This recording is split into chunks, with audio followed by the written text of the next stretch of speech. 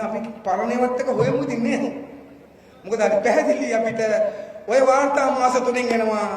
අපේ ආණ්ඩුවේ වංචාවක් නැහැ කියලා ඔප්පු වෙනවා. හැබැයි පරණ ආණ්ඩුවල ගල්ලංගුරු වංචා කරපු ආදීන්ට මේ නිසා ඉරගෙදරලා පින්න සිද්ධ වෙනවා. දැන් බා වෙලා. ඒකේම තමයි. දැන් අලුතෙම කෑ ගන්න මොකක්ද අර පිටරටකට අපි ණයක් දෙන්න ගිහිල්ලා නේද? මහා බැංකුවේ වංචාවක් කරාගෙන. ඒතර ප්‍රශ්නයක් තියෙනවා. එතන නිලධාරීන් එතන ඉරපු නිලධාරීන්ගේ මොකක් කර නොසලකෙල්ල නිසා මුදලක් වෙන කෙනෙකුට ගිහින් තියෙනවා. ඒක න පරීක්ෂණයක් කරනවා.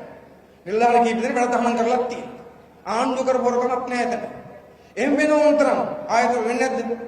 බැංකුවේ සමහරට සල්ලි දෙනකොට සමහර වෙලාවට වැඩි ගණන් කරන එක වැරදිලා වැඩිපුර සල්ලි දෙන සංස්ථා තියෙනවා. අපි රුපියල් 15000 ගන්න ගියාම අපිට 25000ක් ඇවිල්ලා. ඉතින් ඒගොල්ලෝ ආයෙ කතා කරලා ඉල්ල ගන්නවා. එහෙම නැතිනම් සමහරවිට අපිට අඩුවෙන් දීපු අවස්ථාවක් තියෙනවා.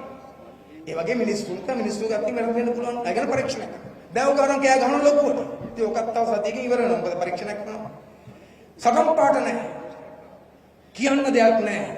නිකන් බොරුවට කෑ ගහන. හැබැයි ඒගොල්ලෝගේ සත්‍ය අපට ඇහෙනවා අයියේ. අපේ රටේ ආණ්ඩුව කරන ජනතාව කෑ ගහන්නේ නැහැනේ. දැන් අපි මොකද කරන්නේ? අපේ ගලපේ සෝදර මොකද කරන්නේ මේ දිවසික ඇතුලේ?